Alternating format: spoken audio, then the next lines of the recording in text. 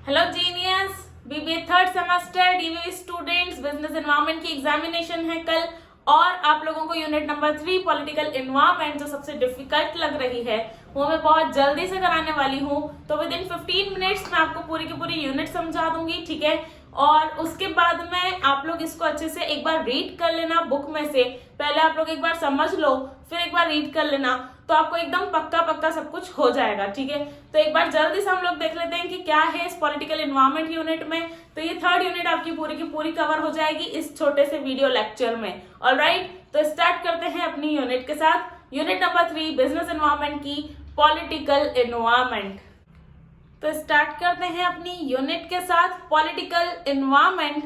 Political environment मतलब क्या बेटा, देखो सबसे पहले तो ये समझ लो कि पॉलिटिक्स और बिजनेस बहुत ज्यादा इंपॉर्टेंट होता है। हर बिजनेस में पॉलिटिक्स तो होता ही है, ठीक है। ये फैक्टर ऐसा है जिसको हम लोग चाह कर भी इग्नोर नहीं कर सकते। पॉलिटिकल एनवायरनमेंट जो भी है उसको फॉलो करना हर बिजनेस को करना ही पड़ता है और ये कंपलसरी होता है कि हम लोग हर जो भी टाइप का बिजनेस है आपका, उससे रिलेटेड जो भी लॉ एंड ऑर्डर हम लोगों की गवर्नमेंट ने बनाए हुए हैं वो सब हम लोग फॉलो करें, ठीक है। तो इसमें आप लोग जनरली बहुत कुछ लिख सकते हो और अपने छोटे मोटे बिजनेसेस को डिस्क्राइब कर सकते हो, लॉ एंड ऑर्डर के बारे में डिस्क्राइब कर सकते हो, ठीक है। देखो बहुत कुछ है, हर बिजनेस का हर वो करने का एक अलग ही तरीका बना हुआ है जो कि उसके एक्ट से रिलेटेड उसमें ऑलरेडी मेंशन्ड है, ठीक है। तो मेंशन्ड है चीजें, वैसे के वैसे ही हम लोगों को करना पड़ता है। इवन अगर आज एक छोटी सी शॉप भी अगर लोग ओपन करते हैं तो उसके लिए भी लोगों को नगर निगम का लाइसेंस लेना पड़ता है। तो ये सब चीजें हैं जो पॉलिटिकल एनवायरनमेंट है यार बिजनेस के। तो इसमें इतना ज्यादा कंफ्यूज होने की चीज ही क्या है, इसमें कुछ है ही नहीं कि आप लोग बहुत ज्यादा कंफ्यूज हो जा रहे हो। तो देखो बहुत इजी सी यूनिट है ये पॉलिटिकल एनवायरनमेंट वाली, इसको एकदम इजी बना के लो, ठीक है। तो पॉलिटिकल एनवायरनमेंट का इंट्रोडक्शन कैसे लिखना है, देखो पॉलिटिकल एनवायरनमेंट का हम लोगों को ये लिखना है कि ऐसे फैक्टर्स हैं जो outside the control of business है, बिजनेसमैन इस पर कोई कंट्रोल नहीं कर सकता, ऑलराइट। उसके बाद में जो भी पब्लिक है, गवर्नमेंट है, उससे रिलेटेड हम लोगों की कंट्री में जो भी अफेयर्स चल रहे हैं ये उन सब से रिलेट होता है, ठीक है। तो refers two factors outside the control of business right और रिलेट्स टू गवर्नमेंट और public affairs of a country, जिससे कि कंपनी पे बहुत बड़ा इम्पैक्ट होता ही है, कंपनी पे इन्फ्लुएंस आता ही है, ठीक है। गवर्नमेंट यहाँ पर बहुत बड़ा कॉन्सेप्ट है, ब्रॉडर कॉन्सेप्ट है। क्यों? क्योंकि एक सेंट्रल गवर्नमेंट भी हो सकती है, ये रीजनल गवर्नमेंट भी हो सकती है, गवर्नमेंट की कुछ अलग अलग एजेंसीज भी हो सकती हैं, या फिर इंडिपेंडेंट गवर्नमेंट इंस्टीट्यूशंस भी हो सकते हैं, जैसे कि वर्ल्ड बैंक वगैरह बहुत सारे इंस्टीट्यूशंस हमारे पास हैं, ठीक है। देखो इट इंक्लूड्स इंटरनेशनल इंस्टीट्यूशंस, कौन कौन से हैं? इंटरनेशनल मॉनेटरी फंड है हमारे पास में, WTO है, world trade organization and the world bank. तो बहुत सारे ऐसे इंस्टीट्यूशंस भी हो सकते हैं जो बिजनेस को अफेक्ट करते ही हैं, बिजनेस को भी अफेक्ट करते ही हैं, ठीक है। अब अगर मुझे आज फॉरेन में ट्रेड करना है तो उसके लिए मेरे पास कुछ फॉरेन ट्रेड पॉलिसीज हैं जो मुझे अडॉप्ट करनी ही पड़ेंगी, जो गवर्नमेंट ने जो भी लॉज बना के रखे हैं फॉरेन ट्रेड के लिए वो मुझे अडॉप्ट करने ही पड़ेंगे। तो यही सब कुछ है जो आप लोगों को इसके आंसर में लिख कर आना है, ठीक है, कि कैसे एक बिजनेस और कैसे एक गवर्नमेंट दोनों का आपस में रिलेशन क्या रहता है और क्यों हर बिजनेस के लिए पॉलिटिकल एनवायरनमेंट जरूरी है। तो देखो इसमें आता है कुछ एलिमेंट्स या फिर कुछ ऐसे इम्पैक्ट के फैक्टर्स जो बिजनेस ऑर्गेनाइजेशन को बहुत ज्यादा अफेक्ट करते हैं। तो पॉलिटिकल फैक्टर्स, पॉलिटिकल एनवायरनमेंट जिनका इम्पैक्ट है बिजनेस ऑर्गेनाइजेशन पे, तो वो फैक्टर्स मैंने यहाँ पर 5 हेडिंग में समझाने की कोशिश करी है, ठीक है। तो इसमें क्या लिखना है आप लोगों को, political environment of business refers to, क्या होता है भाई पॉलिटिकल एनवायरनमेंट? पॉलिटिकल गवर्नमेंट या फिर एक्शंस जो बिजनेस ऑर्गेनाइजेशन को इम्पैक्ट करेगी, ठीक है, जो बिजनेस ऑर्गेनाइजेशन को इम्पैक्ट करेगी, वो सारे ही एक्शंस जो गवर्नमेंट ने बनाए हैं, वो सारे ही रूल्स जो गवर्नमेंट ने फ्रेम किए हैं, जिससे कि हमारी ऑर्गेनाइजेशन क्या होने वाली है, इम्पैक्ट होने वाली है, ठीक है। तो पॉलिटिकल फैक्टर्स जो जनरली हम लोग मार्केट फोर्सेस में मान सकते हैं, बहुत सारे। देखो ये क्या होते हैं ना, नॉन मार्केट फोर्सेस होते हैं। क्यों नॉन मार्केट फोर्सेस होते हैं? क्योंकि इस पे हमारा कंट्रोल नहीं है और ये मार्केट की डिमांड और सप्लाई पे भी डिपेंड नहीं करते, तो ये नॉन मार्केट फोर्सेस हैं, ऑलराइट। तो ये नॉन मार्केट फोर्सेस होते हैं। बिजनेस एनवायरनमेंट का कोई कंट्रोल नहीं होता है पॉलिटिकल फैक्टर्स पे। जो भी पॉलिटिकल फैक्टर्स हैं वो हमको मानने ही पड़ेंगे, ठीक है। Political environment can be of utmost important, बहुत ज्यादा इंपॉर्टेंट है हर बिजनेस ऑर्गेनाइजेशन के लिए कि वो पॉलिटिकल एनवायरनमेंट में जो भी पॉलिटिक्स में बोला गया है उसको माने ही सही, ठीक है। तो अब इसके एलिमेंट्स जल्दी से देख लो। एलिमेंट्स में है द फॉर्म ऑफ गवर्नमेंट, किस फॉर्म की आपके पास गवर्नमेंट है उससे हमारा बिजनेस बहुत ज्यादा इम्पैक्ट होता है। कैसे? डेमोक्रेसी। डेमोक्रेसी मतलब क्या हुआ? अगर डेमोक्रेटिक गवर्नमेंट होगी, एक बहुत इंपॉर्टेंट फैक्टर है कि फॉर्म ऑफ गवर्नमेंट आपको पता होना चाहिए। अगर आपके पास डेमोक्रेटिक गवर्नमेंट है जो ऐसा बोलती है for the people, by the people, of the people, ठीक है, या फिर एक ऐसी गवर्नमेंट है डेमोक्रेटिक डिसेंट्रलाइजेशन जिसने अपनी सारी की सारी मतलब यहाँ पर क्या होगा, एक ही गवर्नमेंट है, जो रूल एंड रेगुलेशन बनेंगे इसी के अकॉर्डिंग बनेंगे, ठीक है। और इसमें क्या हो रहा है, इसमें ऐसा होता है कि डेमोक्रेटिक डिसेंट्रलाइजेशन होता है जिसमें कि वो लोग अपनी पावर्स को, अपनी अथॉरिटीज को सारे नीचे के लेवल तक डिसेंट्रलाइज कर देते हैं। लोकल वालों को भी ये दे देते हैं राइट्स कि आप लोग अपनी कंट्री के, आप लोग अपनी सिटी के टैक्स कलेक्ट कर सकते हो और आप लोग वहां पे अपने को जो भी एक्सपेंडिचर लगे आप लोग खुद से कर सकते हो। तो वो होता है डेमोक्रेटिक डिसेंट्रलाइजेशन। तो जब आपको फॉर्म ऑफ गवर्नमेंट लिखना है उसके अंदर आप दोनों फॉर्म की गवर्नमेंट को समझा के आना, ठीक है, डेमोक्रेटिक और डेमोक्रेटिक डिसेंट्रलाइजेशन, ठीक। इसके बाद में सेकंड पॉइंट लिखना है स्ट्रेंथ ऑफ अपोजिशन।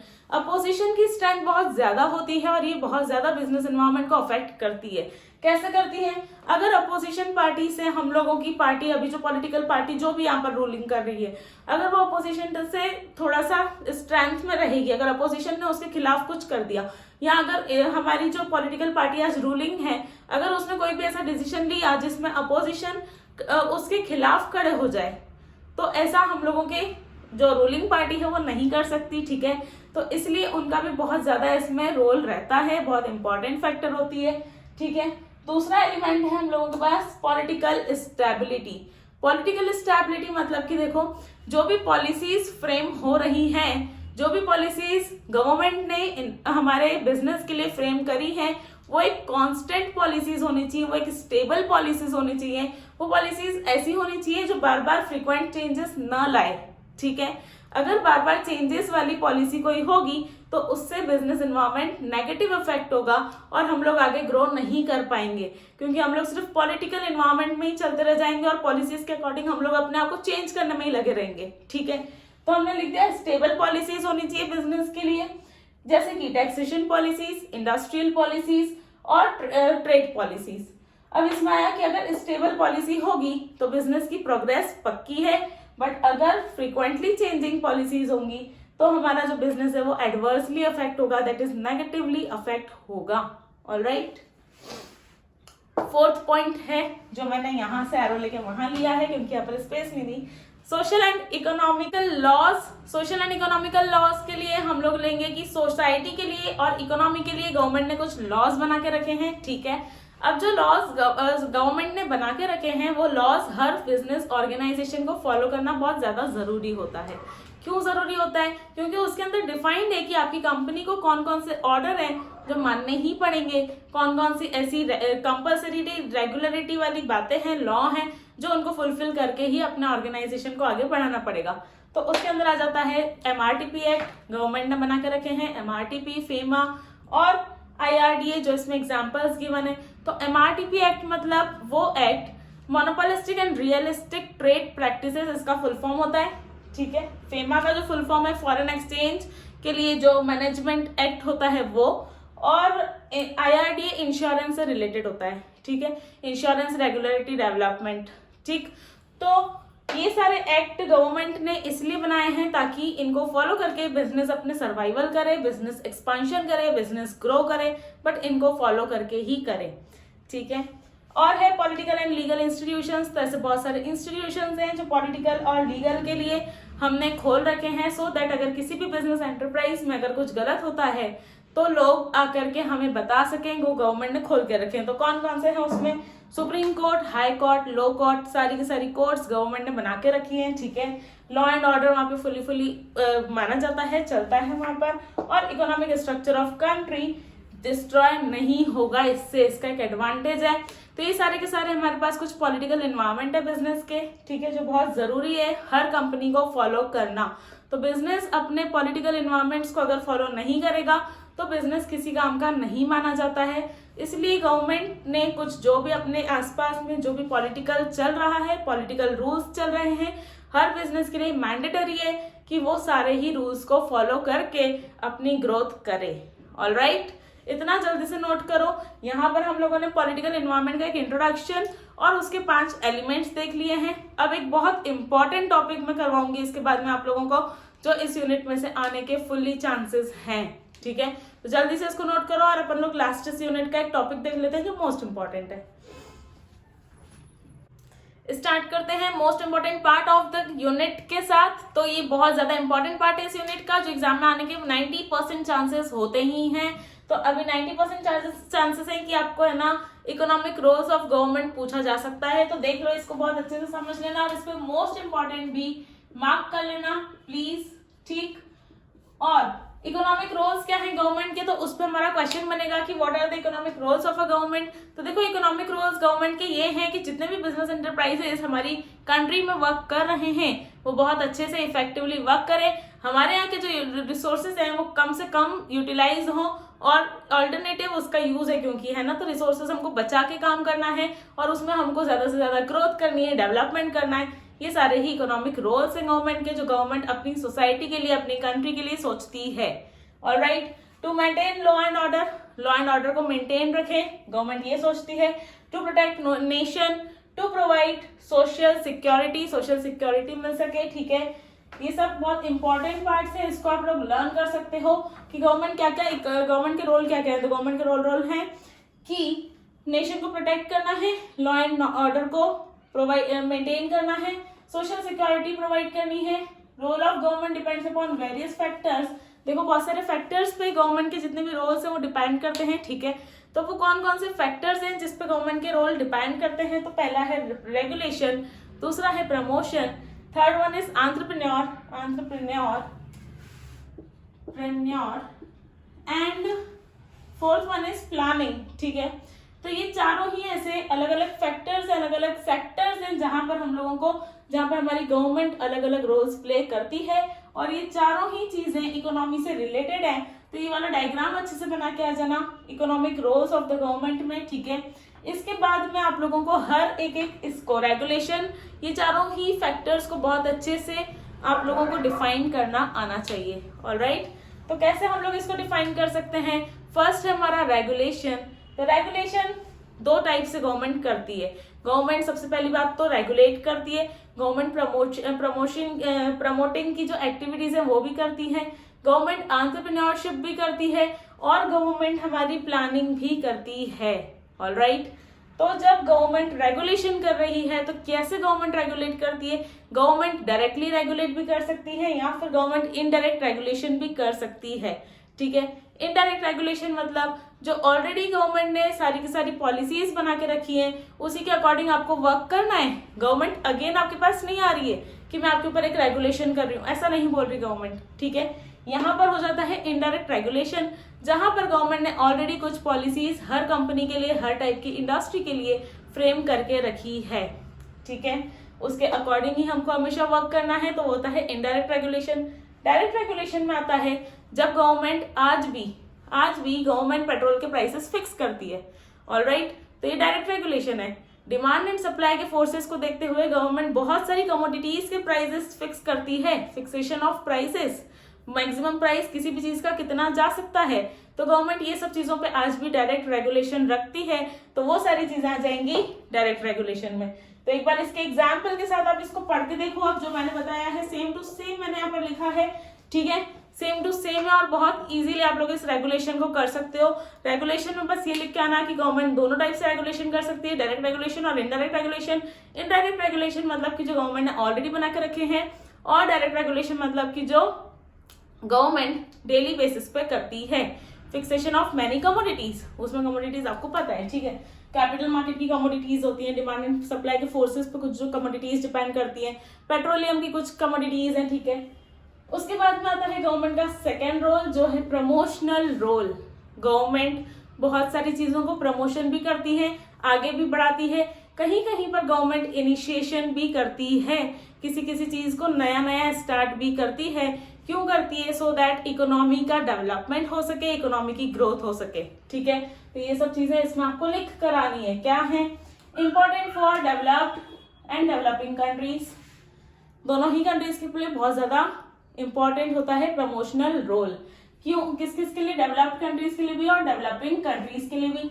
इससे गवर्नमेंट डेवलपमेंट और प्रमोशन को इनिशिएट कर सकती है, इंफ्रास्ट्रक्चरल फैसिलिटीज को प्रमोट कर सकती है, लाइक रेलवेज, रोडवेज, जो भी हमारे इंफ्रास्ट्रक्चरल फैसिलिटीज है, कम्युनिकेशंस वाले, इन सबको गवर्नमेंट प्रमोट करती है।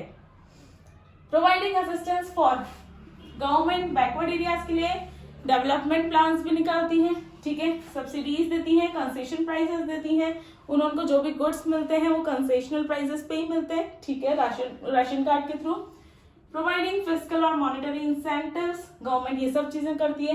बिजनेस के लिए भी government effective utilization of resources को प्रमोट करती है। Equitable distribution of wealth and income करवाती है।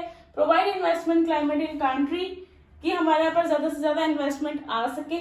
ठीक है, government incentives for promotion of foreign trade, government foreign trade को भी प्रमोट करने के लिए भी बहुत सारी चीजें निकालती है। इसी के अलावा आप अगेन लिख सकते हो, as a promoter Indian government also plays such roles, फिर उसको नीचे और डिफाइन कर सकते हो। ऐसे करके आप लोग प्रमोशनल रोल के अकेले 1 या 1.5 पेज बहुत इजीली कवर कर सकते हो। ओके, तो प्लीज ये जो गवर्नमेंट रोल्स है ये बहुत इजीली, बहुत अच्छा टॉपिक है जिसको आप लोग बहुत सारा भर भर के लिख के आ सकते हो, तो भर भर के लिख के आना। ठीक है, अभी हम लोगों ने दो रोल गवर्नमेंट के देख लिए हैं, 2 रोल और देख लेते हैं 2 मिनट में, और फिर हमारा चैप्टर हो जाएगा कंप्लीट। इसका स्क्रीनशॉट ले लो guys.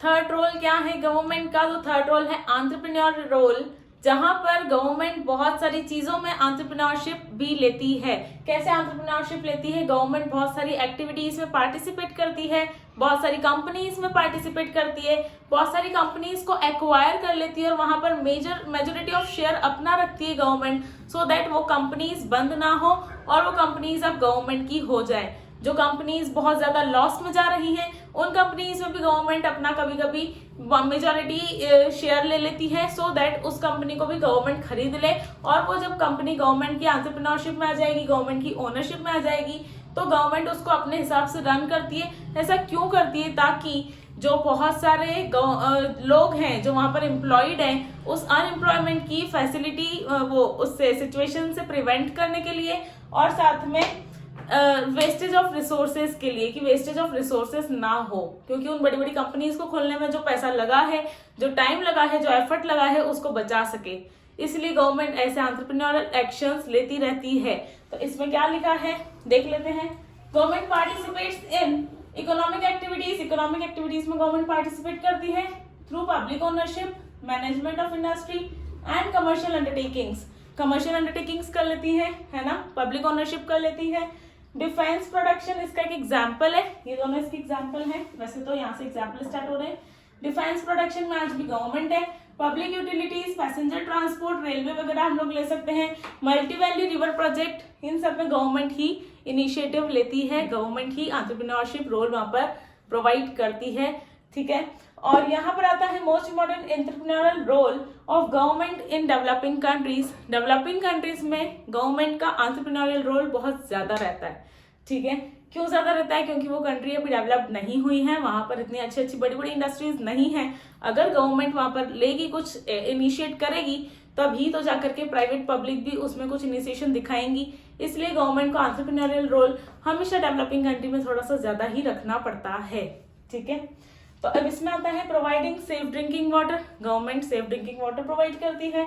Secure and balance development of economy, economy का जो भी डेवलपमेंट हो रहा है वो बैलेंस्ड हो। ठीक है, promote capital intensive large investments, government large investments को प्रमोट करती है।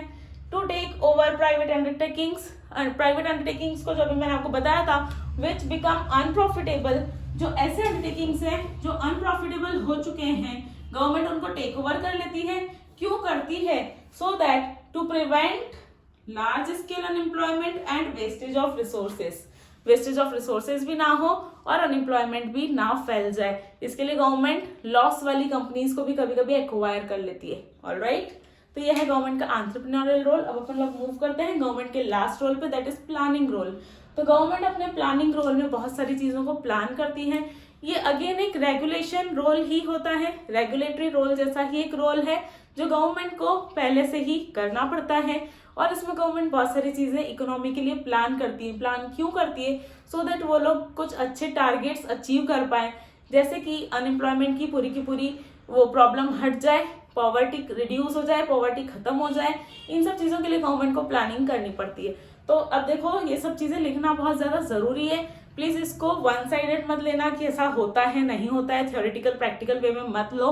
लिख कर आना है, एग्जाम पास करनी है, अपन का मोटो बस उतना ही है। ठीक है, तो अभी जल्दी से इसको देख लेते हैं। Closely related to regulatory role जैसा ही होता है। ठीक है, for regulated development and growth,